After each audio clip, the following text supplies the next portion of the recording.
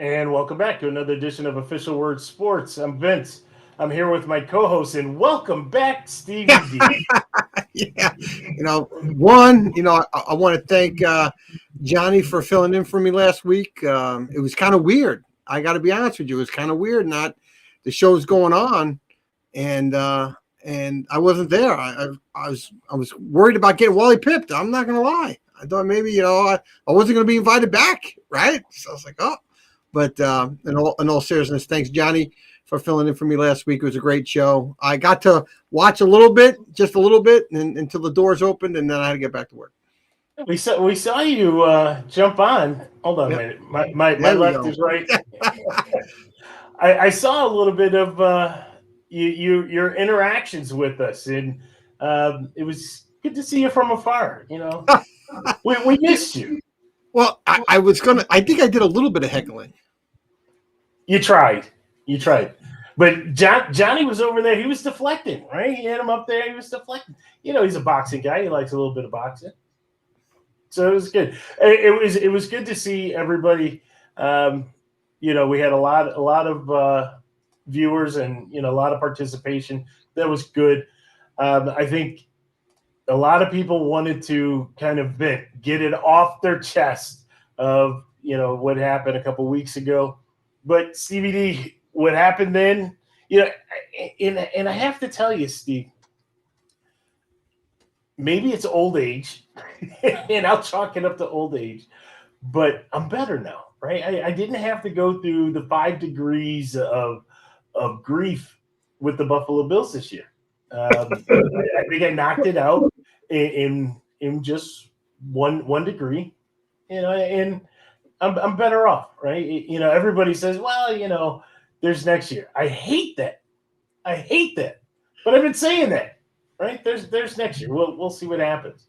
But both you and I are sitting now in the stands, right? We're there's nothing else to talk. Well, there's a little bit to talk about. We're going to get into that, but there's nothing like having our takeaways and things to victory, keys to victory. We don't have that. So it's on to watching. Well, I'll give the Niners first. The Niners and then the Chiefs. Congratulations to both teams, right? Yeah, at Making the end of the day, absolutely. and congratulations to the fans. I guess Stevie D. Let's just jump right into it.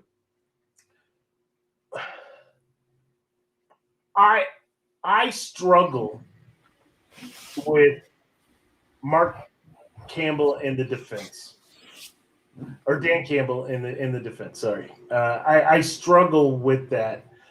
I struggle with the analytics group, right? And that's something that I wanted to talk to you about was analytics and just the mindset that we see of these new coaches that have kind of invaded the NFL, right? The old guard is getting kicked out. And as the old guard gets kicked out, you're starting to get this new blood, which is good in a way, right? We don't have those retreads like we used to have back in the Sure. 80s, 90s, right? But also as you have the new blood that comes in, it almost seems like they don't have an appreciation for the game. They think these wild ideas. And it goes even further, Stevie D. I'm not sure how much. I know you listen to a lot of sports, whether sports radio or talk shows on television or videos that you may see. But the influx of analytics and the way that analytics is now driving the decisions that are being made on the field, I really want to say that it's almost like a virus that has now taken over, and it's not good. It's not good. At the end of the day, a good coach is a good leader. And a good leader, in order to be a good leader, you have to take information from all sorts of different areas, right? You have to take the analytics because I'm not going to say that it's not useful. It is useful to to understand tendencies and to understand scenarios and what the averages are, what the percentages are, right? Because you want to obtain all this information so you can be successful. But in addition to that, you have to have insight into who your opponent is, right? Some of the analytics from them, yes, but also know their players. You have to know your players, and you have to be vested and really know your players to know who, I can look at you and see, oh, you don't look so good. Stevie D, you okay? Right. And then you may a little under the weather.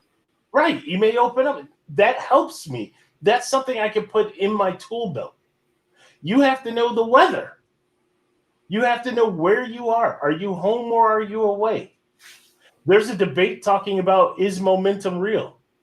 Anybody that tries to challenge me on momentum not being real, I will go at it with you all day long because it is real. And especially when you're playing either at home and you get that momentum, that's a jolt that you get. Man, it is huge jolt. Huge. And if you're playing on the road and your opponent gets the momentum. Now, imagine this. You're on the road and you get the momentum. What happens? The crowd goes deathly silent, right? You're on the field. And so you don't have to worry about those pre-snap penalties and all of that. So you take all those factors. And again, going back to being a good coach, that's being a good leader who has taken all that information, digested all of that, and then comes back to be able to make a good decision for your team each and every play. When we talk about what Dan Campbell did, Dan Campbell said, well, this is the way we always do it. That is probably an indictment on being a bad coach. You may have some of the traits and some of the tendencies, but if that's what you're going by, that's the mantra that you're going to stand on, is we did it because that's the way we always do it. You're never destined for success, ultimate success. Your thoughts? Well, I'm personally speaking, my approach, if I was a coach, I am more conservative. I don't like giving away points. So just from my perspective, I am not giving away nothing is sure when you're kicking a field goal because things can happen. But at that point where I was on the field, I'm feeling pretty darn good with my field goal kicker. The weather was good. The wind wasn't a factor. I'm going to go ahead and kick the field goal and go up 17 points. That's just me personally. I would rather take the points in the championship game. And you and I have talked about this prior, right? What the great thing about doing a show on a Wednesday, the game is on a Sunday, you definitely have time to reflect and get your thoughts, right? And I just thought you coach a little bit and there's a lot of people that disagree with this, and that's fine, right? That's why it's called my opinion. I just believe in a championship game, there's times where you have to take those points. He didn't have to gamble right there. He didn't have to. I'd rather go up 3 scores knowing that 2 touchdowns, no matter what you do, can't beat me. With 2-point conversion, you cannot beat me. And I think that's getting lost in some of that, saying that, like you said, he's been doing it all year. Well, there's time and place. And just because you do it all year doesn't mean that you're going to do that in a championship game. The 49ers, I mean, you can say, well, they were going for the knockout blow. But a knockout blow could have been the field goal. Didn't have to be the touchdown at that point. Right? And I believe you said it best, is that if I'm up 17 and then I want to go for that 4th and inches or 4th and 1, to go for that touchdown, for the knockout blow to kill their spirits, then that's the time to go for it. I thought you said it perfectly that way. I just by the way, that was a side conversation that we had offline because I didn't say it tonight, but yes. And then that's where I agree. And again, I'm not doing it because I've heard a lot of people talk about it. I just that one. You said a couple things though, right? So first of all, the 17, the 3 score, right? Think about it again, momentum. We talked about momentum when we started. Think about the psyche of the players, right? Man, I missed that point. I wanted to say that too. You get, if you're down 3 scores, you feel that albatross around your neck because you know that if you score, field goal, touchdown, doesn't matter, you're still down 2 scores, right? Which is a lot. If you, which they didn't, if you're still only up 2 scores and then they get another touchdown or they get a field goal, all of a sudden the momentum changes. Stevie D. The psyche is all we need is 1. Just get 1, and then you're tied. Momentum on the road is different than momentum at home, because momentum on the road, I'm the Lions, I'm on the road, I don't get a 4th down, the crowd goes nuts. What's up, Johnny? Right? Yes. The crowd goes nuts. The players start feeling it. The momentum swings. If you do that at home, again, I'm still kicking the field goal home or away because I'm getting the points, right? The only way that I could somewhat agree with it, even though it goes against my fiber of my being, is if I'm at home, because the worst case scenario, the crowd can get silent, but it's not getting loud where I'm feeling it. Yes. Right. So I think that's the difference between home and a road. I thought that without a doubt, Detroit should have kicked the field goal. But when we talk about momentum, man, when you're on that road, I mean, think about it. I'll go back to the biggest one was the Oilers in Buffalo. They had that huge lead on the road and momentum. Even with that big lead, they couldn't stop it. Mm-hmm. Right? It's a real thing when that momentum gets going, and then all of a sudden things kind of pucker up a little bit, it gets a little bit tighter, right? Take the points, go with the 3-score game, and trust that your team is going to be more relaxed and comfortable, not have that kind of a tight play about them, and live to see the next drive. So I got one more thing for you, and then we can talk about this a little bit more and then move on. What coaches need to understand, especially these new coaches, right? And probably the older ones too, right? There's 3, maybe 4 seasons within a season, right? You have preseason. You coach differently in preseason than you would regular season. You're taking your players out. Your offense is very vanilla. You don't want people to get hurt. You want to evaluate the talent that is on that preseason roster to see who's going to make the final. Coach completely different, right? Some coaches are even going for 2 because they want to see their 2-point conversion plays, right? So you understand that. A lot of coaches don't want ties, right? That's become the big thing now in preseason. We don't want a tie. We don't want overtime or anything like that. Then you get to regular season. And within regular season, every game matters, right? It's not do or die, but every game matters. Right. And you coach differently. You're coaching to win, right? Those victories count. They count for your longevity in the league, but they also count in the standings so that you can get to the next season. Then you get to wild card and divisional, right? And very much you can include the championship games as well, because it's a one and done, right? If you lose, you're done. Your season's over with. You're going home. So now I have to coach differently than what I did in the regular season and coach differently than what I did in preseason, right? And, maybe we just make it 3, because when you're in that one and done scenario, any crucial decision that you make that goes the wrong way will not only be magnified, but it really could determine, your fate of the season. And so when I hear Dan Campbell say, well, that's the way that we've always done it. We've done it all season. That season ended when week 17, that game came to a close. That season's done. Now you're looking at this condensed season, and it doesn't matter if you score 3 points. We saw what the Rams did against the Buccaneers, right? What was that? The lowest scoring championship game ever, right? So you saw what they did, but guess what? They won and they moved on. And where did they go? They went to the Super Bowl, right? Or exhibition game. but they won and they moved on. It's win in advance. It doesn't matter how pretty. It doesn't matter how ugly. I don't care what Vegas says. Guess what? I'm wearing my jersey with an emblem patch on there saying that I'm playing in that Super Bowl. I'm playing in that game.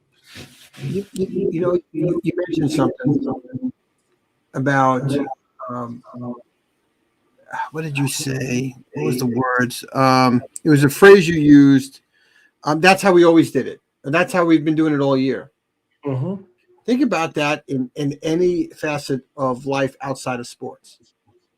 If you went to a leader and you told them, "Well, that's the way we've always done it." Oh, I guess then there's no way to improve, right? There's no way to improve. So is that what you're telling me, Dan? That there's no way to improve? Scenarios don't change, right? Scenarios have changed. The stakes got higher, right? So Yeah. I when I hear that line that he used, it really bothers me to hear that because you're just saying, that's how we've always done it. So we don't know another way. We can't do it a different way, and so I don't subscribe to that. So I know Dan is going to stay with that line and stay with that mentality because he's kind of protected himself. Well, that's how I did it all year. But I think when he gets into the off season and when you step away and you decompress and you replay that game, whether you're watching it or you're replaying it in your head, I think he's going to say, I should have kicked the field goal. There's time and place. And as a coach, you just have to know that rule, right? Because number one, you're going up against a pretty darn good team, right? And we see stops all the time. So, and you got stopped. And when that momentum changed, like you said, it's a nasty thing. It's hard to get it back. It's hard to swing it back, especially on the road. Once that momentum swings to the home team, it's hard, real hard. When did it swing? It swung with a ball being ricocheted off of a helmet. And Brandon Ayuk sitting there right there. Because actually, I'm looking at the pass. I think we may have even been chatting or talking at the time. It was like, what in the world? Yeah. And then like, oh, wow, he got it, right? To see that. But think about the Brock Purdy performance. That could have been an interception. Probably should have been. And then he had one earlier with Reynolds. Hey, what's up, Alex? And Reynolds had an interception. Yeah, he had to reach a little bit for it. But that was another interception possibly for Brock Purdy. That didn't happen. And I know it doesn't go in the stat book, but there was other opportunities for the Lions to put them away, and they couldn't make the interception. So there's a lot of Brock Purdy lovers that are out there. You know, kudos to him, right? So, second-year player going to a Super Bowl, kudos. Like, yeah, I mean, I can't take it away from him. I mean, how many players have never really should have gone back to back, right? If it wasn't for the injury that took him out of that game, should have gone back to back. Sorry, Jay. But I'm not sold on Purdy as being this elite quarterback. He's in the conversation for MVP. I think what we saw there is pretty much a snapshot. That team runs through McCaffrey and runs through Deebo Samuel. Look, they got weapons. They got a line, right? They have everything around a young quarterback, but a young quarterback needs to succeed, right? Hey, are you taking this to heart? I just watched the expression change as you said, look, they have a line. Are you Jets? Hello? You ready? Is anybody in there? I mean, come on, right? A line, some weapons, right? Just saying, Jets, it could happen. But and in fairness to Brock Purdy, he's only 2 years in the league too. So it's not like he's a seasoned guy coming in the league. But I don't know if it was Ryan Clark that said it. You know, at some point you're a football player. It shouldn't be now that you're 2 years in the league, or he was the 199th pick overall. You're in it now. So should be no more the Mr. Irrelevant, or I was the Tom Brady at the 6th round, 199. You're the starting quarterback. Nobody should care what round you were drafted in. It's get it done because you are the starter. So, but again, kudos to him. Got him to Super Bowl in the second year. And how many quarterbacks play the game, can't get there? I've never gotten there. And you've gotten your team there in your second year. So, Josh Allen. Okay.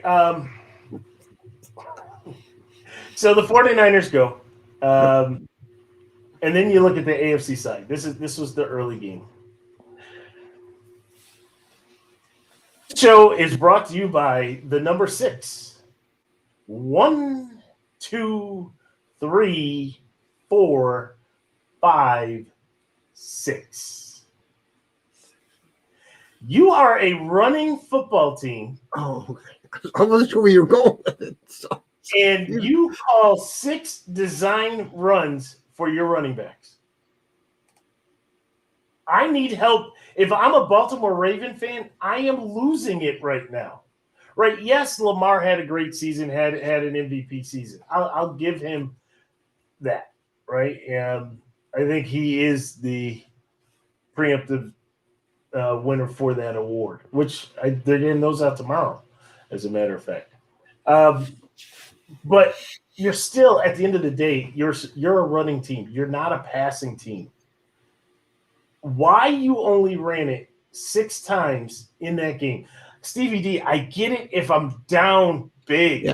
And let's clarify the run play, though. It's runs to a running back. Correct. Right. So just for everybody, it's designed runs to a running back, not the plays that were either called for Lamar or they were pass plays that were turned into runs because he took off and ran. Right. Correct. So designed runs to the running back. It's just mind-blowing to me. I thought it was Nathaniel Hackett calling the plays. I really thought it was Hackett calling the plays. We don't need the running backs. We don't need them. So I thought maybe Hackett and Monken got together. They had a conversation. They said, you know what? They all think you're going to run. Just throw it. Throw it. You'll be good. It's funny. We're all coming up with theories, right? My theory is that you watched the tape of the Bills-Chiefs game. You watched the first half and you said, or you didn't even bother to watch the first half, right? Because Buffalo ran the ball. They exploited the weakness of the Kansas City Chiefs. And then Spagnuolo made the change at halftime, right? All of a sudden you saw more guys in the box. You saw there was a lot more run blitzes, and they shut Buffalo down in that run game in that second half. And Monken must have just been watching the second half saying, oh, we can't do that, right? We got to stay away from that because their run D, I don't care what the analytics say, going back to analytics, right? But we can't do it. It just was mind-blowing. I do have another theory, though, Stevie D. It could be the Russell Wilson syndrome, where Lamar wanted to put his stamp on MVP, and they were calling all the run plays, and he was audibling at the line in the passing. Wow. Yeah, a little conspiracy theory. Anytime I can take a shot at Russell Wilson for blowing that Super Bowl. Well, and think about this, too, when you're calling all these pass plays. Where was OBJ? Thanks, Alex. Thank you. Where's OBJ? Where was he all game? Right? Yeah, shut down. He wasn't be found. I'll tell you one thing. I like that kid Likely, that tight end Likely. Mark Andrews, I think you may become a little bit maybe they'll go with a 2 tight end set, but Likely's coming along really good. I do like him. And look, Zay Flowers is a good young up-and-coming receiver. He's a rookie. Talk about it. Go ahead and talk about it. Well, there's a couple of them, right? So, Zay Flowers, I'm sure everybody watched the game that's tuning in right now and watching. And, the play that there's a couple plays that bothered me throughout the game, right? And we're talking about the playoffs. And I've heard Shannon Sharp talk about it. I've heard Bill Belichick talk about it. And I'm sure others have. Those are just the 2 recently that I've heard players talk about. Don't be the reason why your team is going home. Right? Yeah. Don't be that guy that cost your team the game. And I look at that play that they were driving down the field. Zay Flowers makes the catch, and I think it was on Snead, and he pushes him down to the ground, spins the football, looks down and says something, and then the flag. Well, he also flexed on him too. Oh, well, flex. Okay, yeah, right. He flexed, right? I mean, there's every sign there. You spun the football next to the guy's head. You pushed him down to the ground. You spun the football. You flexed. You pointed down with your head and said something. So, like, if there could have been 4 flags for taunting, for 4 different ways you can get the taunting penalty, all of them should have been thrown. And it's like, guy, like, you're in, like, your biggest game of your career. Your team is depending on you. You just got the big play. You brought it down to, I think it was the 12. I thought it was outside the 10. It was, And then you cost yourself 15 yards to go back to like the 27-yard line. Mm-hmm. Like, come on. Like, you got to be better. It goes back to the whole, and I'm going to digress here because it's a pattern, the Cal of Illinois. Kelsey comes in at the end, right before halftime, right? You know Kelsey's going to come in and do something to aggravate a player, say something, get underneath the skin. And what does Cal of Illinois do? He comes in, headbutts Kelsey. Flag. They were running the clock out. That cost you 3 points because then they wound up going down the field and say, well, if you're going to give us 15 yards, we might as well, right? Yeah. And so you had that. I don't necessarily kill the lineman for clunking by accident Mahomes in the head and he got a 15-yard. I think that was not as intentional. But then it's like, and then hold on. Please make sure for Alex, make sure you're tipping your waitresses, and Alex will be performing here all week. But that was pretty good. and then you had the late hit on Mahomes where they hit him in the head. It was like 2.5, 3 steps, and you lowered your helmet into Mahomes. Again, I just picked out 3. I'm not going to kill him on the 4th one with the clubbing of the head. I don't know how intentional that was, but 3 penalties of 15 yards. I don't know if that was as intentional, though. But right, that's what I'm saying. I don't think it was. I think it was he was getting blocked and he put his hand out, and Mahomes unfortunately was there. Still a penalty, any way you look at it. I just don't think it was intentional. Mahomes jumped into the arm, though. That's what we're going to go with. He jumped into it. Fair just enough. like they do in the NBA, right? Right, you kind of lean in, and then Mahomes just kind of let in there. Leaned in, sold it. Yeah. So anyway, those are the penalties. Going back to Zay Flowers on the taunting penalty. A couple plays later, he gets the ball. He doesn't secure the ball real well. He tries to kind of reach out for the end zone, and I think Snead again smacked it out of his hand. It's a touchback, and at that point, I mean, that was a dagger. I know there was a dagger a little bit later with the interception in the end zone, which was I know he got hit in the hand, Lamar. That ball was being intercepted no matter what. It was just poor read by Lamar Jackson. It was triple coverage there. I don't know what you were thinking there, but Zay Flowers just had a bad drive. Hold on, don't go too fast because that diving play for the touchdown by Flowers, I look at that as a great defensive play. Yeah, as opposed to Flowers making a bad play, right? He's stretching out. He's trying to get in the end zone. We all do it. They all do it, right? I get it. But I have to give credit to Kansas City. I bash Kansas City a lot. But, when a good play is made, I mean, you look at the timing, right? This game is in milliseconds and millimeters. I mean, you're talking about 3 inches and it's a touchdown. Maybe a little bit more than that, but it was that close. But it's one of those things where they say you gotta be careful with the football. And the guy made the play. You're right. Steve made a heck of a play. Am I picking on him? Yeah, I'm probably picking on him because I'm pissed off about the penalty 3 plays beforehand. Right. Right. And so that makes it even worse because you made a boneheaded play and all of a sudden you allow the ball to get knocked out. Wow. See, Alex putting on that Chief hat, and just saying scared to run. He's back in the Chiefs defense. And so, I'm bashing Zay Flowers, but it's really goes back to the penalty of that's selfish football. And I remember when it happened, I said that was selfish football because Dina was watching the game with me.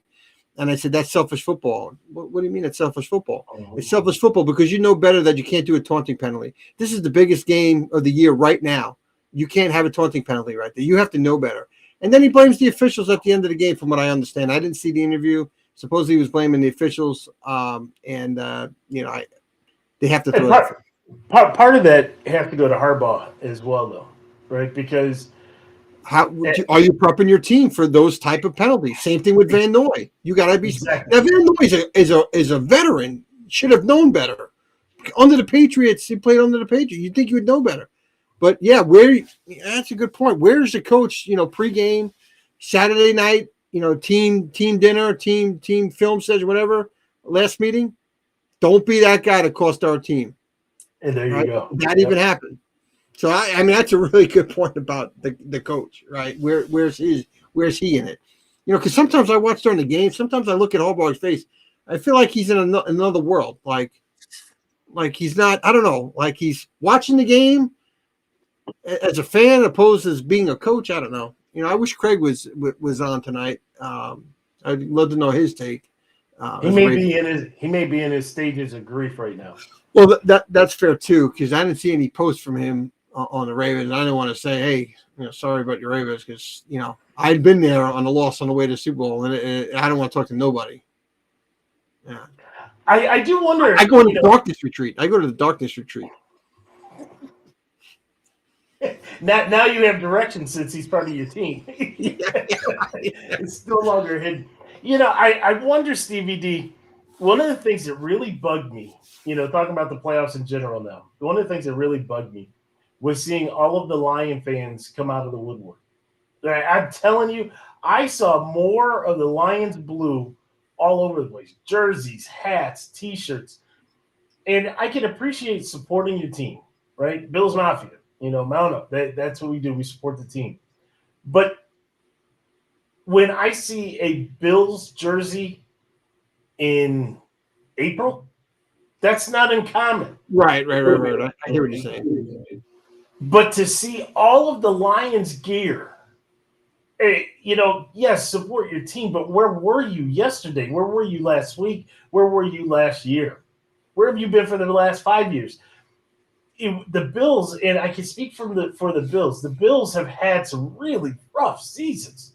I mean, you know this because we're in the same division, but we're still there. I don't care if it's 1 year or 17 years. You're still there, right? And there's some jerseys that I see that where the non-stitched lettering, where it's starting to the peel off. iron.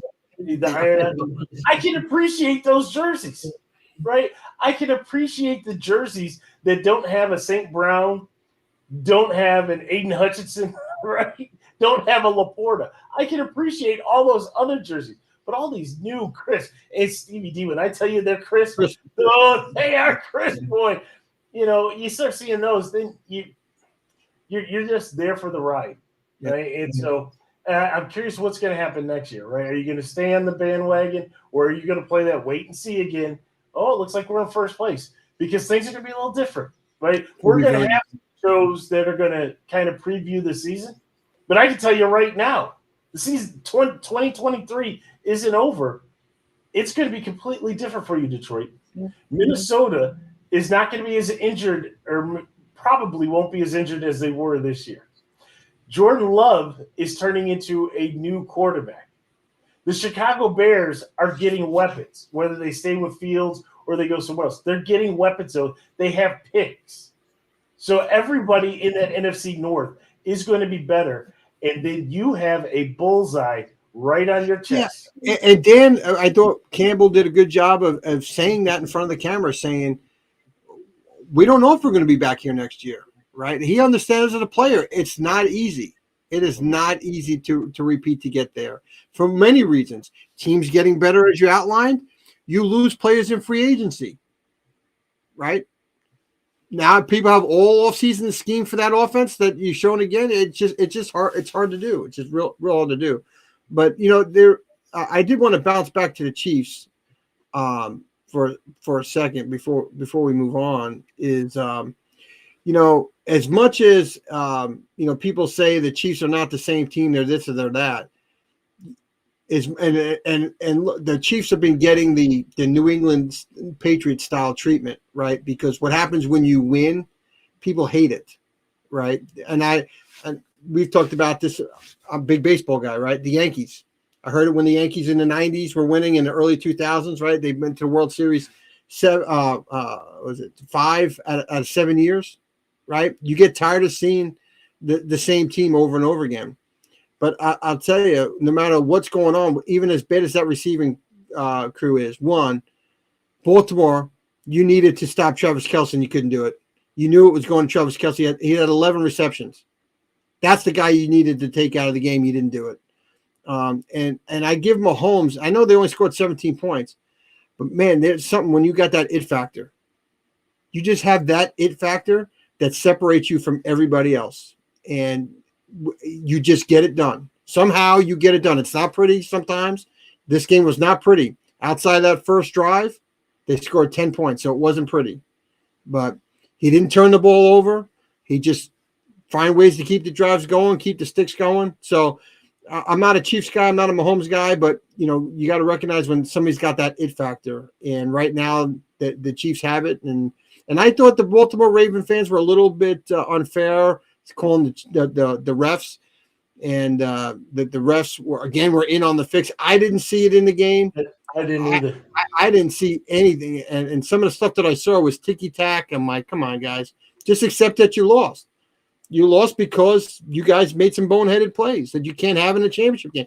In a championship game, you need to play crisp. You weren't crisp. You didn't play your game, right? You got to take ownership as a fan base and as an organization. Your game plan was not what got you there all year. You decided to get rid of that. You had stupid penalties in times when you couldn't have those stupid penalties. And you had key turnovers when you couldn't afford the turnovers. If you look at the other side of the ball, they had 17 points, but they didn't turn the ball over. Mm-hmm. I don't think they did. No, I don't. They haven't had no turnovers this postseason. So you got to say, Baltimore. I said Baltimore lost it more than the Chiefs won the game. That's how I felt when I got done watching the game.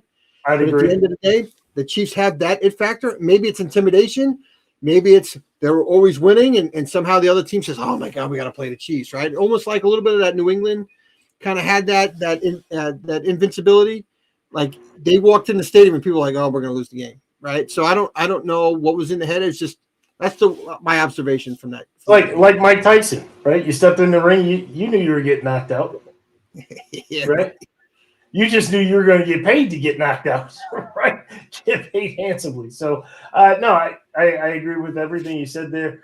It's hard for me to give any accolades to the Chiefs, but at the end of the day, when you don't do what you're supposed to do, then it's because they forced you to do something else, right? And you look at the way that they just ran the ball 6. Again, this show, OW Sports, is being brought to you by the number 6, right? When you just want to run the ball 6 times with your running backs, then you end up at the tee box with the Buffalo Bills, and who else is at the tee box? The Detroit Lions. Dude, you guys are like at the turn. We're coming back to the clubhouse as the playoff teams. They say, okay, only the playoff teams now. All the non-playoff teams, you got to get off the course. We're passing you, asking you, hey, what's the course like? So, all right. So now we have our exhibition game. Again, I will call it an exhibition game. For some, the fix is not in because it is not Eminem versus Taylor Swift. So we won't have to deal with that nonsense. That would have been funny, though. That would have been funny. But now it's just a matter of, can Taylor make it back from Japan and get to the game in time after her concert? So, that's dominating the headlines. That's what we all wanted to hear. Absolutely. All right. So, Stevie, we did touch a little bit on analytics, and, what I would like to have is one of these guys – that's deep into the analytics, whether it be Pro Football Focus or, some of the other, maybe even one of the fantasy sites, because my opinion, right, and I'm going to give you my commentary on this. Again, I listen to a lot of sports talk, whether it be radio, podcast, streams, what have you, television. And the domination of analytics, in my opinion, is coming from the guys that have never played the game, but wanted to be part of the game. So they got into fantasy football. And then they started to develop these theories in fantasy football and have now created this whole world of analytics, right? Think about it. when you play fantasy football, you're in PPR leagues now, right? The PPR, or in fantasy, the running back used to be the most dominant position in fantasy football. Why? Because the running back got 20 carries, we get you touchdowns, plus we get your receptions, right? Then all of a sudden they started to play around with this, and in order to make the wide receiver valued, you got points for reception, and you got points for the yards and the touchdown. Back old school fantasy football, you didn't get points for the reception. You didn't get points for the carry or the rush, right? But they added that in. It just started to grow this whole, numbers driven, but they created their own segment of this numbers driven that then ballooned into the analytics. Now, again, there's a lot of numbers that are out there that are good, right? But you start looking at, if you don't know, all of a sudden you create it. ESPN creating the QBR, right? Because people didn't understand, what the passer rating was, and all of a sudden you create this whole QBR so that people could say, "Oh, well, that's a good number, right?" Instead of being 158. No, I understand that. That makes more sense, right? No, just count past 100 and get up to 158. If you want to be part of something, embrace it and embrace what it is and dig into that. Don't create things so that you can feel that now you have a touch on it. And they've blown it way out of the water, CBD. They really have. And it's, in my opinion, it's a detriment to where we're going these days, right? In sports, not just the NFL, right? If you follow all the sports, is there as well. And when I look at it, I call them the jock snippers, right? That's what you used to call them. These guys that want to be hangers on, they couldn't, so now they try to find a way to. And now watching the coaches and now watching every commercial that you see is talking about analytics this and analytics that. You're taking away from the purity of the sport itself, right? You've taken away from the running back. You've taken away from certain linemen. We don't talk about that, right? But as you go to a pass-centric type game, some of these linemen that you used to have on your offensive line are no longer needed, right? Some of the defensive linemen are no longer needed because all you want to have is an edge rusher. Well, what about the traditional defensive end that could do both? Play against the run and also be able to rush the quarterback. I look at, for my Buffalo Bills, a guy like maybe Phil Hansen. I look at a guy like Leon Seals, right? These are guys back there during the glory days, but these are guys that really, Aaron Schobel, here's another one, a little bit later on. Guys that really had a solid foundational play when you played that defensive end position. They could play and they could stop the run. They could play and they could rush the passer. But now these guys are gone.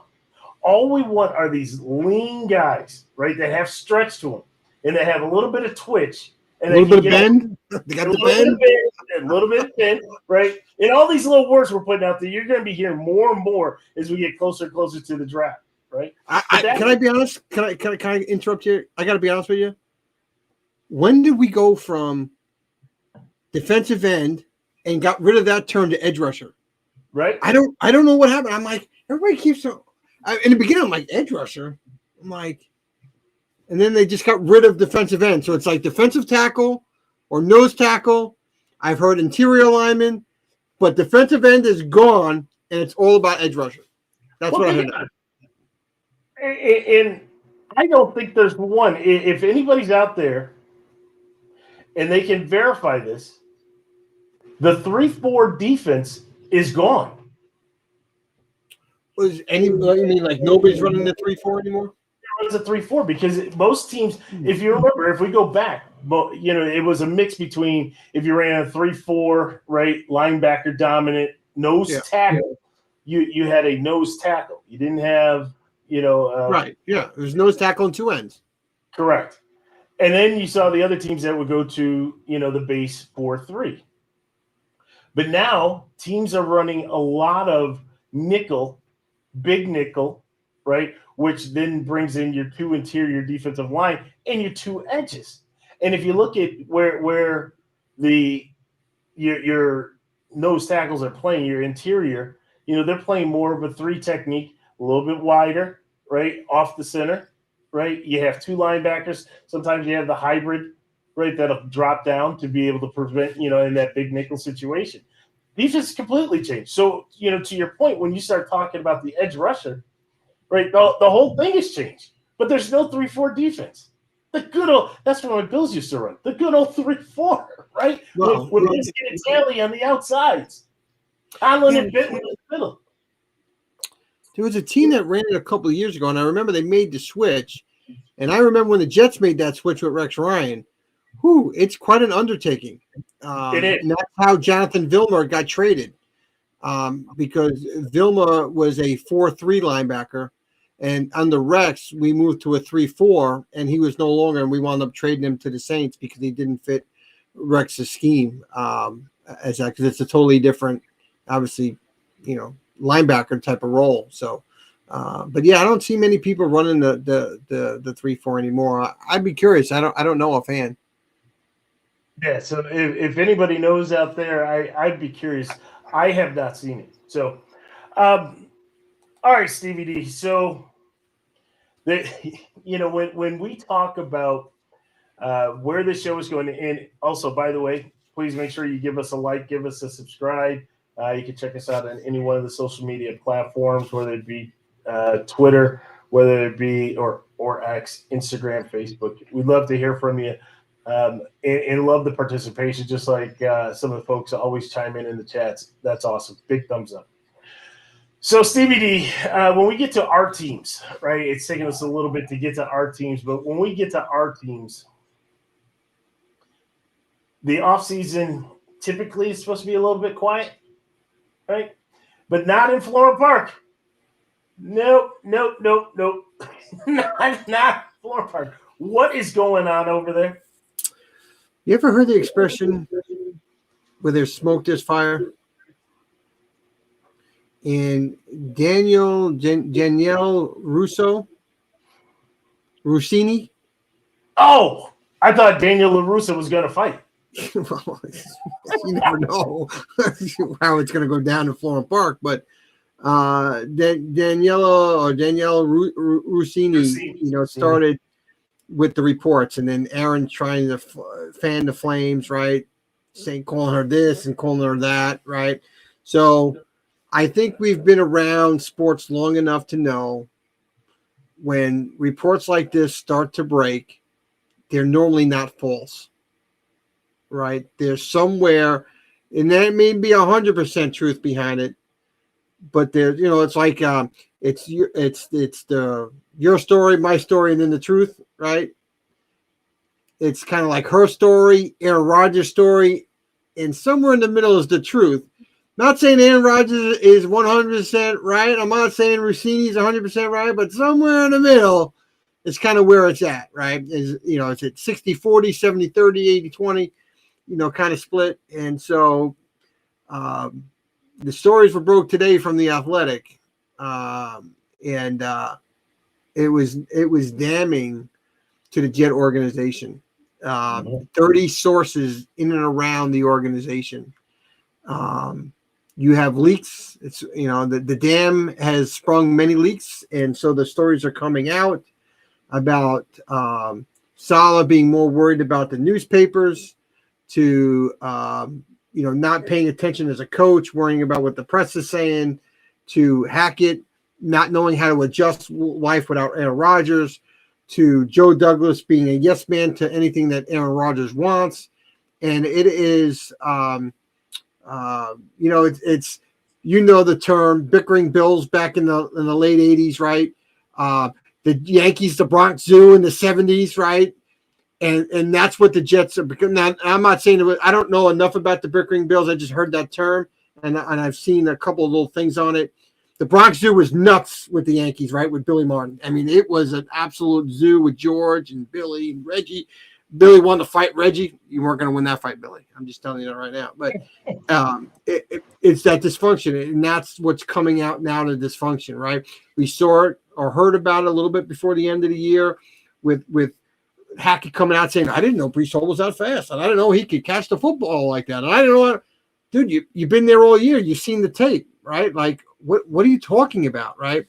To the pass happy with a quarterback you don't believe in, but you're throwing the ball. So there's so much there to unpack that it's a very damning conversation. But I think the most damning well, I shouldn't say the most damning. I mean, it's right there with Hackett and Salah. What am I talking about? It's all damning. You cannot run from it. It is that bad. The Aaron Rodgers, Zach Wilson, where it came out that Aaron Rodgers really wasn't that mentor to Zach Wilson. Where I think as Jet fans, we were, for the most part, under the impression that he was, and that he was really helping Zach. And Zach kind of said, Aaron has helped. But is he being the good teammate in front of the camera and BSing? Is Aaron embellishing a little bit on the Pat McAfee show and whatnot? And so the story broke is that Aaron really wasn't really around for Zach during the football season. And we've had a conversation. It was like there was his first game on the sideline. He's got the crutch or whatever. He's got the headset on, and he wouldn't talk to Zach all game. And he says after the game, well, it's, in the middle of the game, I don't want to be that extra voice in his head, right? He's got coach and blah, blah, blah. No, dude, like, you're a teammate. You're out there. You're a quarterback. If you see something that can help your teammate, why wouldn't you chime in? Hey, man, they're killing you on that blitz on the left side. You may want to shift protection, because here's the giveaway that they're coming from the left, whatever the case may be, right? If you see this look, you should check to a run or check to a pass or get to your hot route, whatever the case may be. You have all that ability to do that, and you're quiet. And that's, it's funny how it really starts coming out at the end of the year. You had some changes in coaches, right? That I think are now coming out and speaking out as part of that report of The Athletic of some of the coaches that will let go. The running back. So these are the former coaches that are speaking now? They anonymity, right? They said that they're not giving names of who they spoke to. But you've had a running backs coach out the door now. You had a wide receivers coach out the door. Today you'll let Rex Hogan, the assistant GM, go, right? So you're having, which the team said there was going to be no changes, and now there are changes, right? And so you wonder, people that have walked out the door, how many players know that they're not coming back, have decided to, they've reached out to and they've opened up. I think the report is accurate and true, because I still think there were times with Aaron Rodgers this year that I thought he was phony baloney on the sidelines, and some of the things they would say in the Pat McAfee show. There's a trend when you look at somebody and they're telling a story, if they're looking in the camera every time they talk, and then you get to an uncomfortable topic and they start moving their head away from the camera, to me, that's a sign that, something's not on the up and up. It doesn't take a rocket scientist to figure out something's up. Why do you look at the camera every time? But then all of a sudden, a little bit of a questionable topic comes up, and all of a sudden your head just looks a little bit different. Your eyes are going a different direction in your head. Just saying. I'm not an FBI agent, but so Stevie D, question for you. Yeah, I see what you're doing over there. Quick. No, in all seriousness, question for you. Yeah. Is there any truth to the report that Robert Saleh was openly making statements against Zach? I didn't hear that. Hear that. Along the lines of, we have no shot to win. That's not verbatim. That's not a quote. You mean privately? No. Privately? No. Openly, like in a team meeting or a coach's meeting. Oh, that's what I'm saying. I'm saying, like, I'm sorry. Let me clarify. Behind closed doors, not to the media, but correct. Behind closed doors. You know what? I sure I could see that. Look, there's a reason why they traded for Aaron Rodgers, right? Sure. You have a belief in the kid. Now, why you would say that openly to players, that just goes to show you think you're one of them. You're not. You're a coach. Yeah, we all know, we've all seen.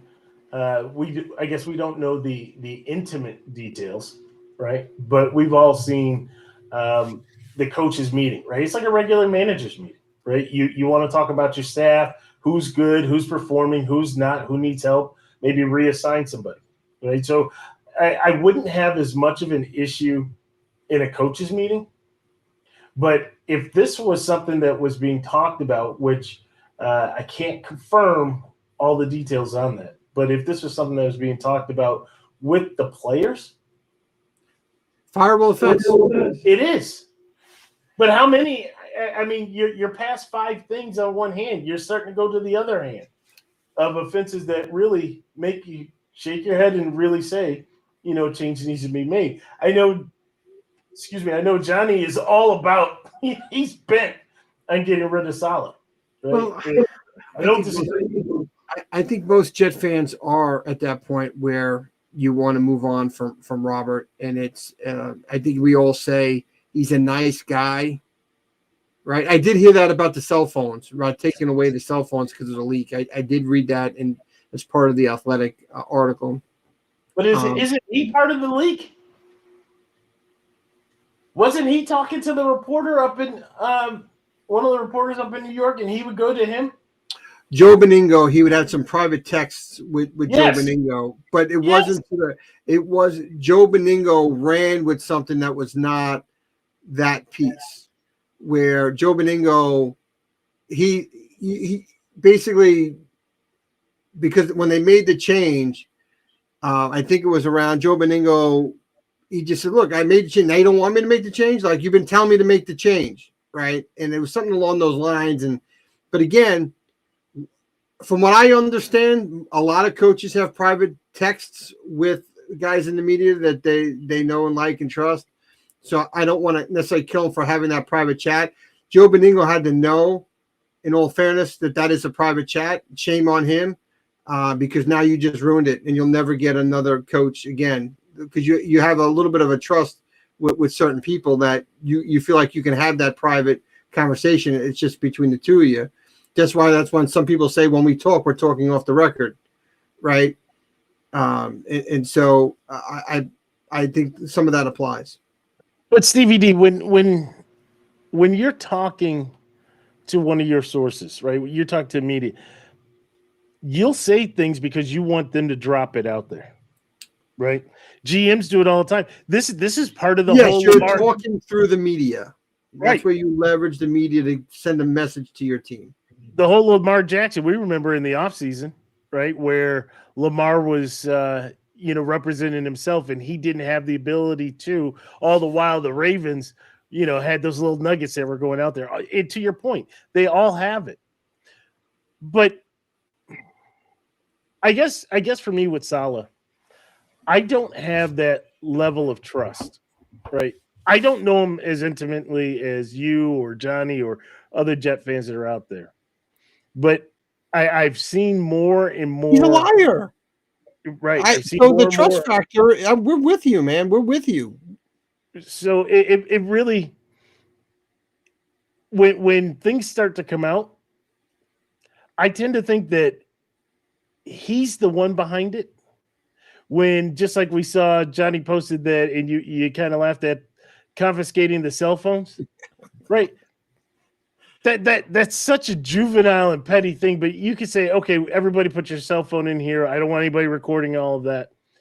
All the while, you're the one, when the meeting ends, that's going to somebody saying something, right? You're passing it off, but you're making it look like you're in charge. Sometimes you may want to call it arsonist, firefighter, right? You're creating the fire. But then here you come around to try to put the fire out and look like the hero, like you're doing what you're supposed to do. You're not doing your job. Again, outside observation. There's a lot of things he doesn't do, right? One, I told you, less is more in the New York media. You got to be more Bill Belichick than you are Robert Saleh, because your words will get flipped upside down. And that's what's happened, because he hangs himself with the words. Less is more, Robert. Less is more. I'm like, if I could give you one tip, less is more. As far as giving out or selling out his team to the media, I don't know. I don't know if I would say that. I just think he talks too much. I think these are people that are. Hold on, Stevie. Hold on, because we're going to talk about things happening at One Bills Drive in a minute. Remember all of the actions taken by Sean McDermott with Leslie Frazier. Now, he didn't sell him out, but he lied to us. He absolutely lied to us. And why did he lie to us? Look at the Leslie Frazier, Sean McDermott dynamic. I am dead set that there was a meeting between Bagula, Bean, and McDermott. And coming out of that meeting was Leslie is going to go spend some time with his family, meaning he was fired. Right. Right. Yeah. I think we all agreed he was fired. He did that to CYA. The question is that I'm posing back to you on that same vein. Is Robert Saleh doing something to CYA? Is he now 2.5, 3 years in? Not sure how long he's been there. I think 2 years. This was his third year, right? 3 years in, where he understands that expectations are very high. You're not trending in the upward direction that the ownership and that the fans would like you to. How do you protect yourself? You start looking for anything to blame on other people. And if you could drop a nugget, you already said you don't trust him. What would preclude him from just dropping a nugget and saying, "Oh, look at that"? Yeah, I mean, could it? It could, but it won't save his job. And the only thing that's saving his job is because Aaron Rodgers wants him there. Yeah. Right? I mean, that's the reason why he's there. You tell me a coach in the league that survives 3 straight 10+ losing lost seasons in a row, and you tell me that you survive your job in the NFL. That's only because of the extra game that they added. 7-9 he would have been. I'm trying to help you out. No. We were at 10 losses first. Oh no, not the year before. The second year we had 7 wins. Last year we had to beat a bad Patriots team to get the 7 wins. But at the end, in all seriousness, who survives that? Nobody in today's day in the NFL. And it just tells you that Aaron's running a show. They want to run it back with the same crew. The problem is that the head coach is not a true head coach. And yeah, I hear you, Johnny. Right? I'm trying to be nice about it because we may have some young fans out there watching, and I don't want to be that crazy guy, right? But to think that this coach is going to be able to coach with success when you have no control over the input of the offense because you don't care, because all you care about is your defense. You're not a coach. You lie about, he's just a liar on injury reports. I don't know what to believe. We're this close on offense. Coach, I don't even know how you can even do that close. I don't know what you're seeing to say you're this close. Right? Like, give it to us straight. Say, yeah, we had some improvements, but we have a long way to go. Right? This is just another step in that progression. Don't tell me we're this close, and in the next 4 games we can't score a touchdown. Literally, the next 4 games we couldn't score a touchdown. Right. So, but there's some problems there. And I caution all Jet fans going into next year. If we all think that Aaron Rodgers is going to be the difference, I don't see it. There's a lot in the free agency and the draft that have to be done. But I truly do believe that Saleh cannot lead this team to where it needs to be. And it's not just to make the playoffs. Like, playoffs is nice to end a drought. That's great. You hit a milestone. You made the playoffs. We as Jet fans have to understand, like, this experiment with Aaron Rodgers will have consequences that most Jet fans are not seeing right now. When that bill gets paid for Aaron Rodgers, okay, even if he's plays 3 years, there's 2 years on that contract that we have to pay for. Yeah, that's not pretty money. It's not pretty, right? We redid the guy's playing the tight end, CJ Uzama. No, I'm sorry, not him. Lawson, Carl Lawson. Most Jet fans don't know that we're going to pay for Carl Lawson's contract for until 2027. There's dead money for 4 years because we redid so many contracts to get under to where we can sign Dalvin Cook and have money at the trade deadline. To redo all these contracts to get Aaron Rodgers in and then be able to make some moves. Go to owsports.net, click on the Jets hanger, and go to cap space. When you go to the website, change the year to 2024. And you can go beyond that, and you'll see all the dead money there. It's all there if you want to go look at it and what players we're going to be continue to pay for. Aaron Rodgers is a big piece of it. So this whole thing is, if you go to the playoffs and lose, it's a failure. It is a failure with Aaron Rodgers. I can go get a different quarterback to get me to the playoffs with that defense. Aaron Rodgers is here to win it. If you don't win it, and Sauce Gardner's contract is due, Jermaine Johnson's contract is due, Garrett Wilson's contract is due, there's no money to pay for these guys. And that's the bleak side of it. So if Woody Johnson has any concerns about his head coach, now's the time to change it, because you got 2 years and then this whole thing gets blown up, because I don't know where the money's coming from. Right? I don't know where it's coming from. You have too many high round draft picks in that one draft that are going to come due in 2 years, right? Those players are 2 years in the league. In 2 years, it's the 5th-year option where they get paid, or you have to get them a new contract. So you're in that when you sold your soul to, I said it before, you sold your soul to the devil. You and I have talked this many times off the podcast. They sold their soul to the devil. Right? Only the Tampa Bay Buccaneers somehow got through the devil's through the devil, and somehow in a bad division they were able to get there at 9-8. Oh, right? You're talking about this year? Yeah, I mean, think about it, because Tom Brady left, right? So the first year without Tom Brady, they had to make all those cuts and all those right. They get underneath the cap, they get Baker for nothing, and in a weak division. Well, when you play against the likes of Carolina, Atlanta, but in fairness, they won a playoff game, right? That's true too. And it was a home playoff game. So when you think about, you left Tom Brady, when you left, you didn't do as good with Tom Brady in his last year. You were $54 million over the cap to start the year, and somehow you navigated with Baker and got a home playoff game. Yes, a weak division, but you got a home playoff game and you won it. I have a question for you. Hopefully I have an answer for you.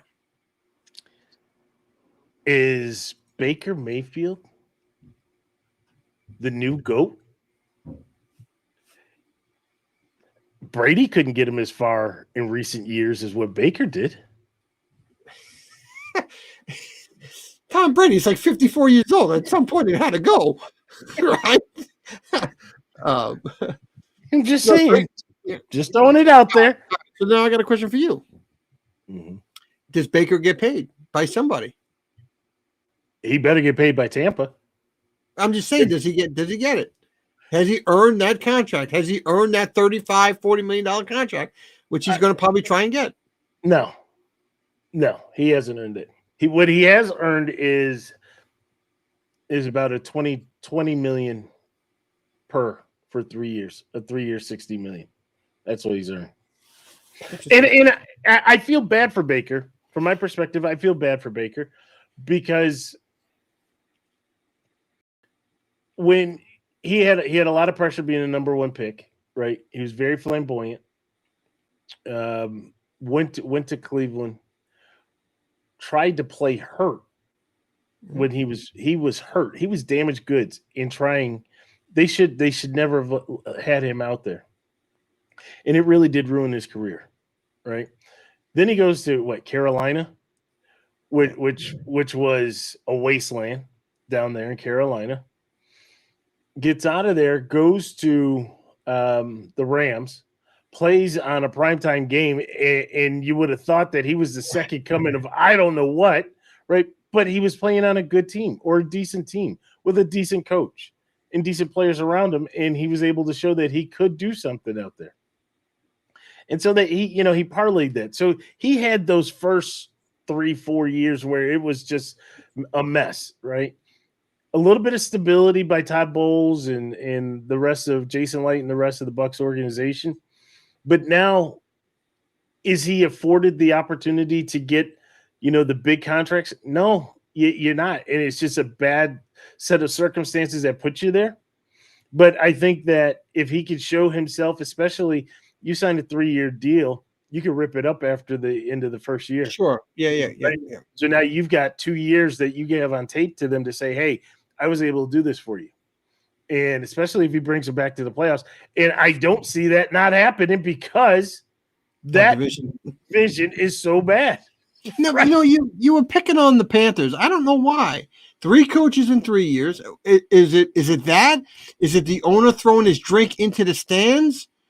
Which we have not heard anything else about. Shame on you, Roger Goodell. Shame on you. Oh, because he fined him pocket change, so it's all good. Yeah. And you wonder why the NFL's up to $12 billion the way they fine everybody. So, Stevie D. Well, let me ask you this. Hold on. Before you go, I know you got to switch. Does the fine money, does that go towards the revenue of the NFL? No, or does it go to charity?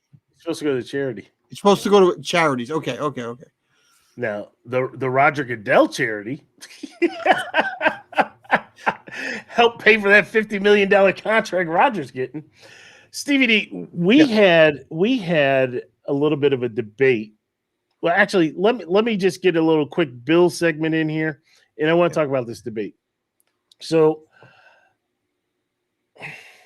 all right, the easy one is Joe Brady. It was the interim tag was taken off of Joe Brady. He's now the offensive coordinator. I don't know how I feel about this one. And really? I'll tell you. I'll tell you why.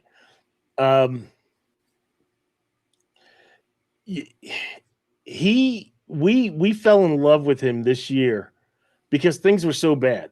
The bar set by Dorsey this year was so low, right? That all Brady had to do was come in here, let Josh be Josh, give the ball to James Cook, and put up some more points and look a little bit more like a team that had a heartbeat, right? But if you take a step back and you start to evaluate, where are you putting your guys in the best position to be successful? I don't think that was done, right? You got the ball. Diggs, if you look at his target numbers, yeah, they're high, but they're high with passes 3 yards behind the line of scrimmage and high with passes 3 yards past the line of scrimmage. Where's Diggs in areas that he can run? Shakir had some big gaudy numbers on a couple passes that he broke free, but those weren't passes that were yak passes. Those were passes where he spun out of a tackle, meaning if the guy brings him down, he's done right there. Spins out of a tackle, it makes it, for 40, 50 yards. Those are deceiving numbers. Again, that's where analytics can get you in trouble. Those are deceiving numbers. I did not see him really utilize all the weapons that he had. He would go to Dalton Kincaid early in the game, and he'd put up, 6 targets, 4 catches, have 50, 60 yards. You're like, all right. Then all of a sudden, he was nowhere to be found in the second half, targets or catches. So I'm concerned. I'm very much concerned with Joe Brady. Now, in fairness to Joe Brady, they were using the Ken Dorsey playbook. Right? That's where I was ultimately going to go with an off season that they have.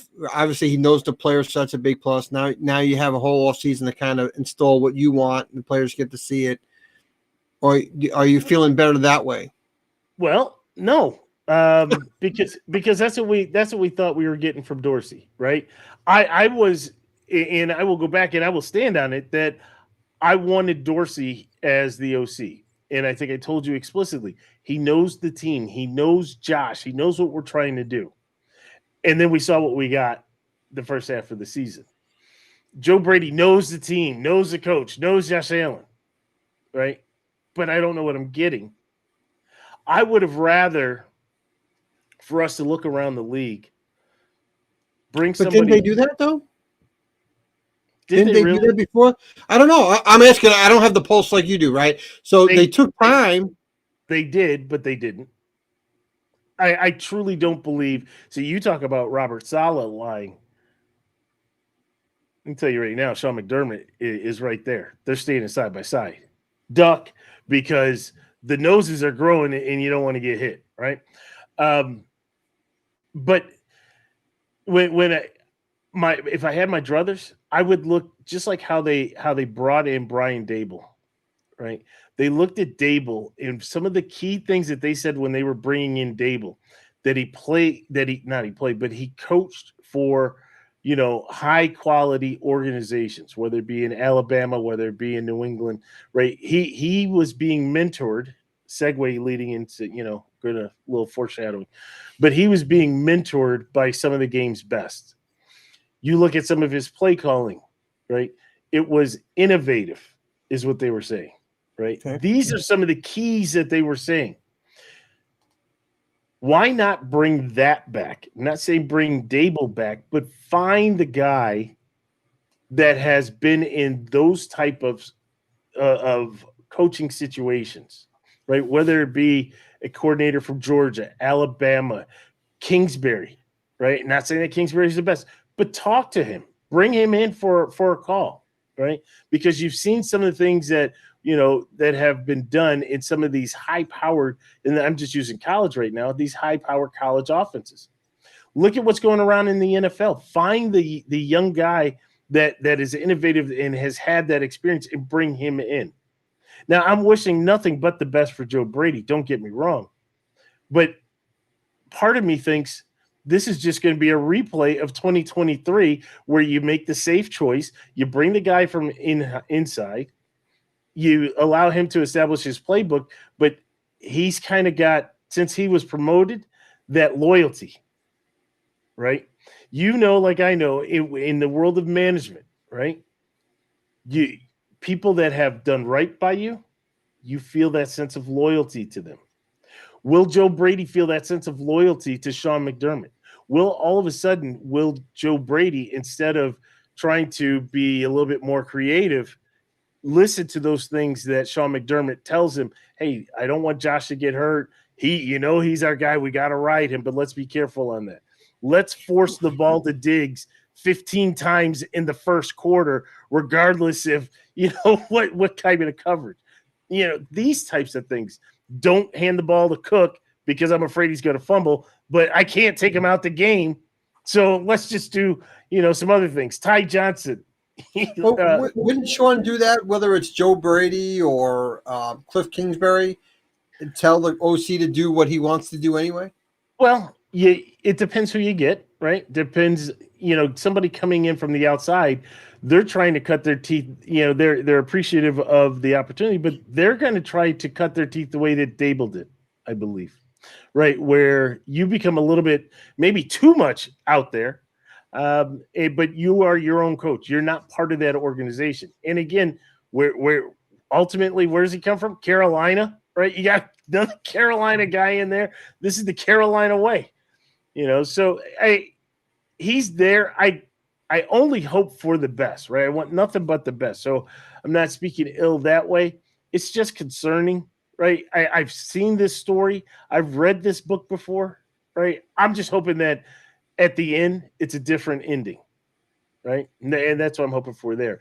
The other thing that happened was the Bills made a hire to somebody who wasn't fired. It was just on a sabbatical, or at least that's what our coach told us. Our coach told us that Leslie Frazier was going to take some time away. And if you listen to the last podcast, that time away meant that Sean was in the interim. Sean was going to wear two hats, right? But that's for his boy, right? Bro, I got you. You take some time. I'll call the defense and be the head coach. That's what he told us, right? He told us this. Then all of a sudden, Leslie goes off script, right? Completely goes off script. Ends up at a coaching seminar for minority coaches for head coaching positions. Like, wait, Leslie, what are you doing? I thought you're supposed to be on a sabbatical. Then we see Leslie on the NFL Network. Then we see Leslie on some other TV show, right? All these different things. All the while, McDermott is the defensive coordinator, and nothing coming from One Bill's drive as to what's going on with Leslie Frazier, nor did you actually say that Leslie had been relieved of his duties as defensive coordinator. We understand it, right? If you read between the lines, we get it. So then, during Brandon Beane's State of the Bills into the season press conference, he made reference to the fact that Leslie Frazier's contract had expired and that they weren't going to renew it. So what you're saying is that Leslie Frazier was fired at the end of the 2022 season. No, it meant that he went on a family sabbatical because he needed to be around his family, and that Sean was going to do all the duties as you outlined before, and it just so happened. Oh wow, his contract expired. Huh. All right. Yeah. So, they just thought maybe it's in best interest of both parties to not to renew. Isn't that how it went down? That's exactly how they decided that they weren't going to renew. I could have told you that before. They probably said, instead of Leslie making any waves or anything else like that, Sean was told that he had to make a change, right? Let's call it for what it is. Sean McDermott was told either you go or you have to make a change to show progress. Did you really show progress? Well, in fairness, you did give him credit. With all the injuries, your defense was playing at a pretty good clip. In all fairness, with the amount of injuries you had, he did call a good defensive scheme. And last year, you ended the season by losing to Cincinnati in the divisional playoff game. Yes, and you lost in the divisional round again at home, which is another that's a killer. You lost at home last year. Yeah, right. And you lost at home. But in fairness, he did call. In fairness to Sean, your words on the podcast, he did call a good game defensively. Now, there were some holes as a head coach that you've pointed out that he mismanaged some things, but overall, he coached a good defense that was pretty banged up. He did. He just messed up on other areas as being a head coach. But you're my head coach, and you decided you were going to wear the second hat. So did that take away from being the coach of the whole team because he's running double duty? That could be part of that too. And Joey want to know, yes, the answer to that is yes. They did pay him because he was still under contract. They paid him. He was FMLA stays you got to pay. Probably, I don't know if he got paid the whole salary. Right? Did he go on FMLA or right? So that's the tricky part, right? Did he get a doctor's note? I don't know. Right? So, at the end of the day, he decides to take off the defensive coordinator's hat and he brings in Bobby Babich, right? Who's Bobby Babich? He was the linebackers coach. Hot name this offseason. Well respected. Actually, some other teams were looking to give him that promotion. They kept him in house. Stevie D, Bobby Babich, for the most of his coaching career, was with the Buffalo Bills. Can you guess where else he was a coach as a defensive assistant? Don't tell me. Hold on. Don't tell me. Carolina? There you go. Correct. And the Carolina train just keeps on going, right? There's another one. It was a close one. I wasn't sure what to pick, but it was a toss-up, right? Yeah, it was. It was a toss-up. Do you hold that against him? No. Again, has a lot of respect. I think the linebackers did an outstanding job. You're playing with a stacked deck. I got my own conspiracy theory. Well, I'd love to hear that, but you were coaching the guys up. So we will see. But what you're looking at from an outside lens, what you're looking at is really inexperience at both the offensive and defensive coordinators. Joe Brady was a offensive coordinator with the Panthers, was relieved of duties a couple years ago. Came to Buffalo as a quarterback's coach, moving into that OC role. You have Bobby Babich, very limited inexperience, in that DC. You talked about going to Spot Track and going to OW Sports and give you the link. You're looking at a team at almost $50 million over the cap, right? In order, and we're going to talk about this on future shows, in order to be competitive, you first have to get your salaries down so that you're under the cap, and be under the cap so that you can sign players, because you're going to have to let a lot of guys go. Brandon Beane's got some work for him. But not only that, now you're going to have really a new cast of characters that are coming into that locker room. And you have young coordinators that are now at the helm. That is a very scary, scary, scary situation. Not saying it can't be done. Not saying it, but it's scary.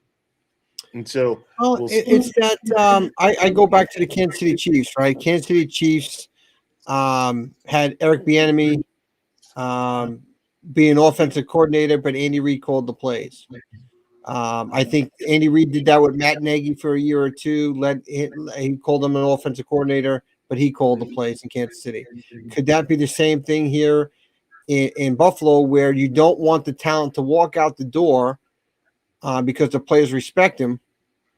So you promote him to defensive coordinator to keep him in-house, but yet you don't let him call the defense. That's, I'd be curious to see how that plays out. Yeah. Walk out the door, right? I'm not saying that's going to happen, but be curious because he's never called a defense before. I'd be curious if he ever called it in college or high school, like before he got to the Buffalo Bills. Like, did he ever call plays as a defensive coordinator? I don't see Sean passing that off to a rookie coordinator that hasn't done it before. So that's his bread and butter, right? He's known for defense. Let me just go down the list real quick. Graduate assistant, secondary coach, administrative assistant to the coaching staff, defensive assistant, defensive backs coach, assistant secondaries and safety coach, secondary and defensive pass game coordinator, assistant defensive backs coach, safeties, linebackers, and now DC. None of those prior to this one was where you called the defense. Now, not to say that he can't, right? Right, sure. I am not trying to rain on the parade. I'm just taking an outside observation, right? We just talked about with what McDermott did or potentially did with Dorsey. Probably will have a hand in it with Brady, and to your point, will have a hand in it with now Bobby Babich. It's I don't like where this is going. I really don't. But I wish him all the best. Absolutely, I wish him all the best. I want to see guys. Sure. The only way that you can succeed is through opportunity. And so these guys are getting that opportunity. Let's let them succeed. Bills Mafia, throw all your support behind them. If you're not part of Bills Mafia, throw your support. Stevie D, throw your support behind Bobby Babich and Joe Brady. We'd love it, right? Johnny C, throw your support behind Sean McDermott, Bobby Babich, and Joe Brady. So, Stevie D, we were talking about something earlier, and certainly would love to get the input from those that are out there watching, listening. We were talking about the role of Aaron Rodgers with Zach Wilson, but let's take it beyond Aaron and Zach. What is the role of the veteran quarterback to the rookie quarterback? Is he responsible for mentoring that young or rookie quarterback? I say yes, there is a level of responsibility as you pass that torch on to the next one. What say ye? Are you asking me? Yes. I say to hell with the backup quarterback. I'm here to win. And ladies and gentlemen, here we go.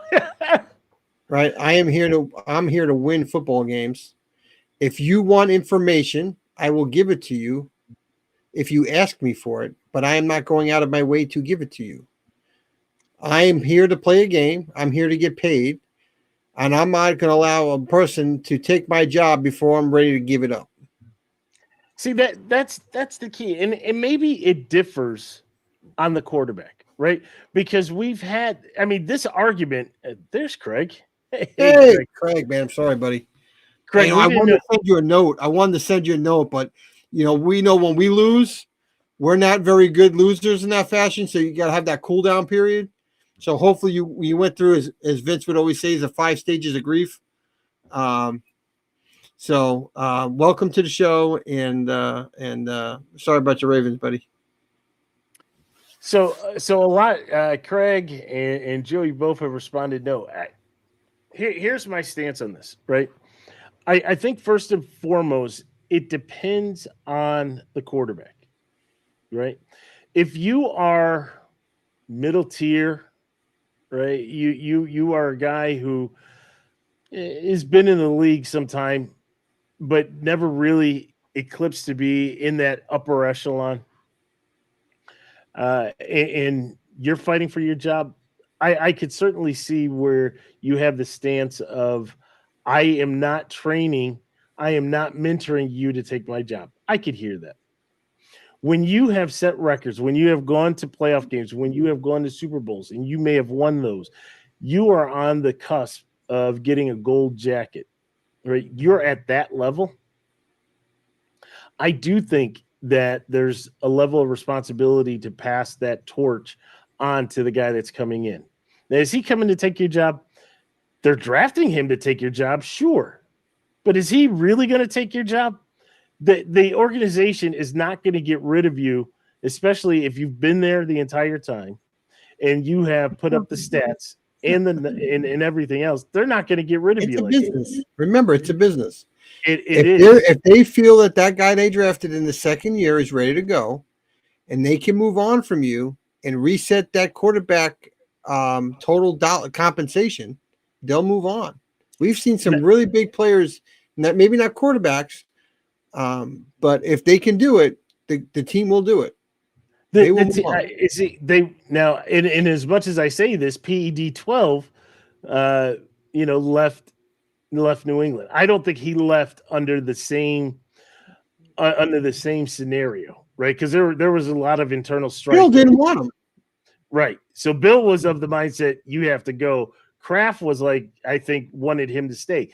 And that's important, right? Because to your point, it's a business, and if you have been there that long, and you've had that level of success, your name, your image, your likeness is still generating revenue for that team. No matter if you are now an average team as far as record-wise, your stats have declined, you're still that guy that's generating that revenue.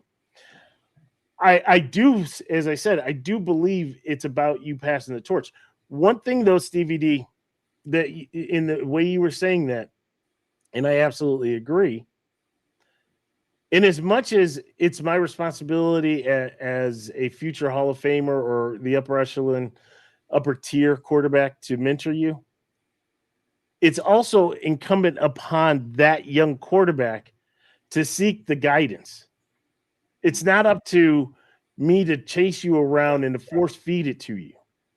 Kobe Bryant, the late Kobe Bryant, was all about trying to mentor the guys that were coming into the league, playing with the Lakers and even other teams, right? And they've talked about it, whether it be Trae Young and some of the other guys that were out there. He was talking, he was working with these guys. But they came to him and they showed him, right? He may say, I'll meet you at 5 a.m., or in Kobe's case, I'll meet you at 4 a.m., right, to go run. They better be there at 4 a.m. He's not getting on the phone, hey, this is your wake-up call. Let's go run. Right. Right. And they continue all the way through the workouts. Are you coming back the next day? I'll see you tomorrow. If you're not there, he has no time for you. And the same goes for the mentorship of the quarterbacks. You could set up some time where you say, I'm going to use Zach and Aaron as the example. Aaron could say, hey, Zach, I'm going to be doing this, this, and this. Come on through, let's work out. If Zach doesn't show up, it's not up to Aaron to chase him down. Right.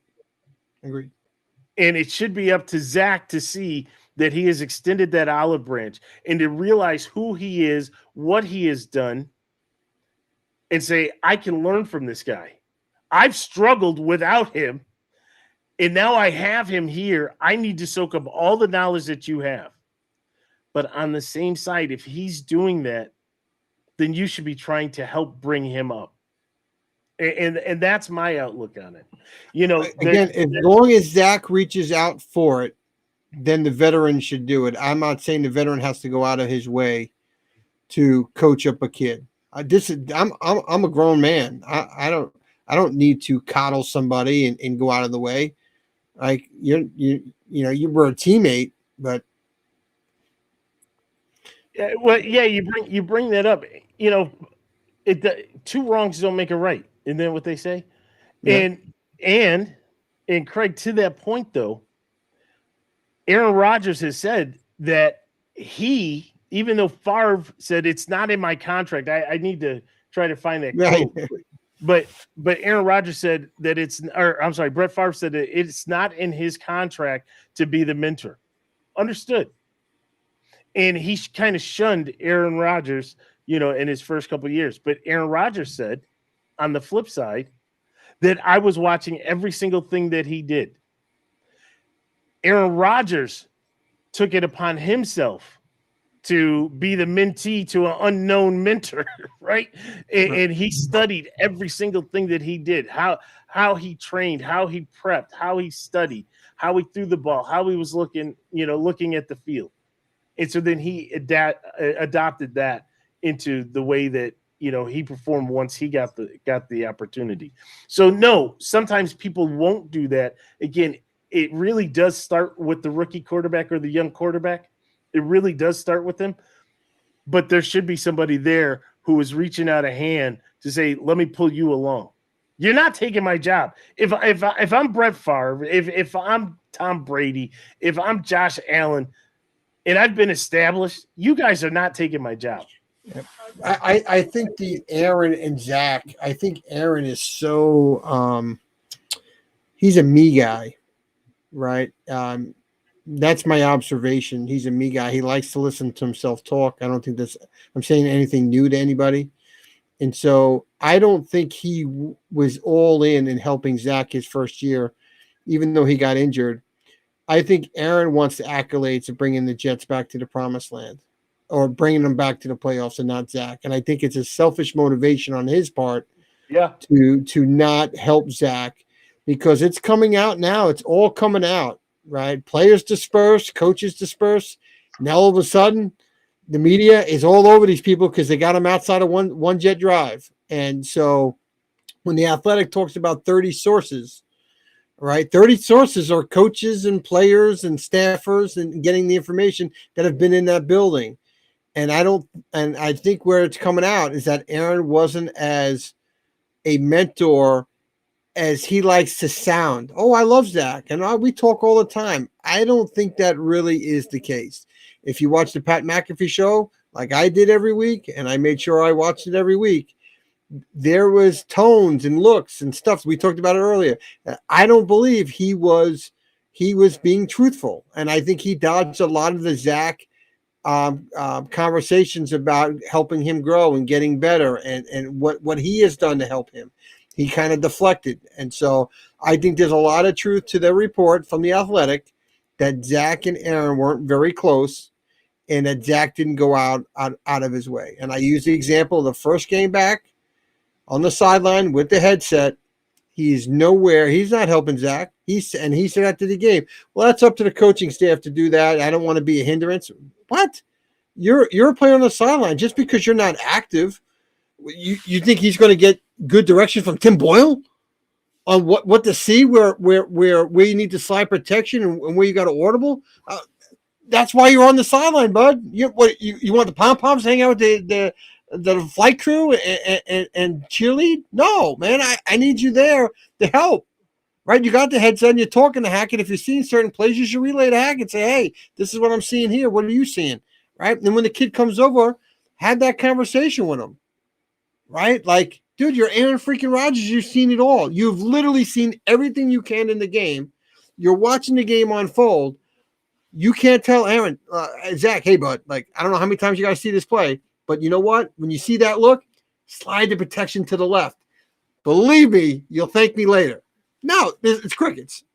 Right? So I really do believe that Aaron did not help Zach. And especially on game day, be more proactive. I think they talked more when they both were on the sideline not playing than they did when he was playing and Aaron was hanging out on the sideline. So, again, my observation. No, fair. And, Joey, this is his opinion. This is where the big boys play. Okay. If you want to be a quarterback, you seek the information out. I think we all are in agreement there, Yeah. right? And to talk to the quarterback coach a lot, of course, right? That's part of what you have to do.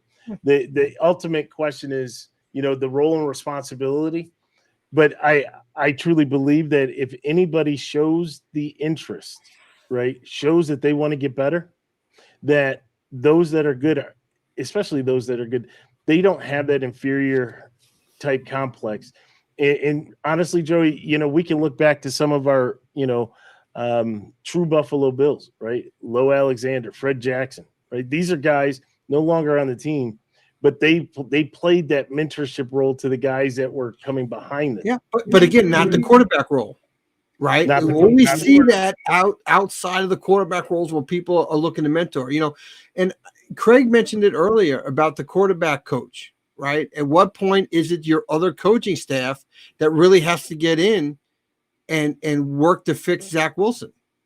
Where are they in this whole equation?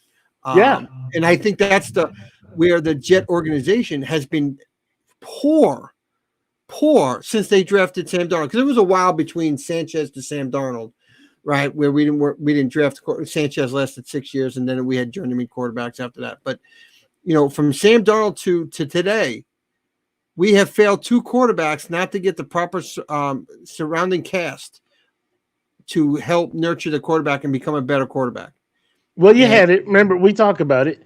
You had Greg Knapp, right? Unfortunately, what happened there, but you failed to follow that up. Right, but you failed Sam Darnold with the previous regime with Adam Gase, the quarterback whisperer, right? Yeah, with the eyes, dude.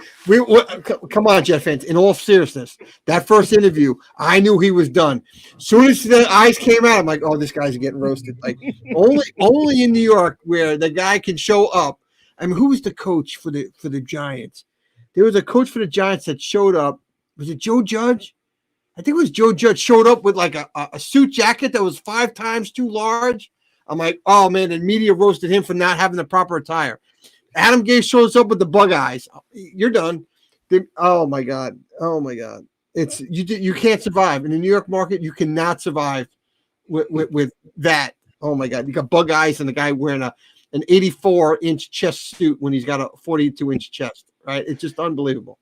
They just misunderstood. Yeah, maybe it wasn't Joe. Maybe it was the guy. There was a guy. It was either Joe Judge or before Joe. Oh man. Anyway, I digress. Well, listen, Stevie D, it's about that time. So glad to have you back in the seat. Yeah, thank you. Johnny C, thank you again. Stevie D mentioned it early. I'll mention it late. Thank you for, being, he was the doctor, Stevie D. He had the white coat on. I fell for him. Yeah. That was a tough one. I mean, think about that. You're filling in, and it's the game when the Bills get knocked out. Oh my God. But I was good. I was respectful, right? I tried to be. Who knows? Right? I tried to be. Keyword. I tried to be. If you were sitting there, you're used to it, right? Johnny still knew, right? I didn't want to run him off. So maybe that helped in my stages of grief. So, and Craig, if you need help, we're here for you. We have the hotline for the stages of grief. When your team fails to do what they're supposed to do, and it and you see it, right? It hits you hard. So we're here for you, Craig. But Stevie D, in all seriousness, glad to have you back.